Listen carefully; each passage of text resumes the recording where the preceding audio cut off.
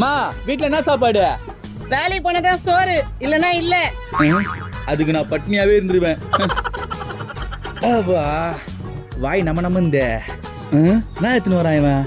டேய் நேதுரா இது எலுமிச்சை சாப்பாடா? எலுமிச்சை சாப்பாடா கூட? மீன் குழம்பு போயிட்டு எலுமிச்சை சாப்பாடுன்றான். பரவாயில்ல. எலுமிச்சை சாப்பாடு. மீன் குழம்பு போய் எலுமிச்சை சாப்பாடு சொல்றான். இத போய் எலுமிச்சை சாப்பாடு சொல்றான். எந்த சோறா இருந்தா நம்ம சோறு வச்சா போதும். டேய் நேதுரா இது? மா இந்த பைத்தியக்காரன் மீன் குழம்பு போய் எலுமிச்சை சாப்பாடு சொல்றாமா. டேய் இது மீன் குழம்புடா.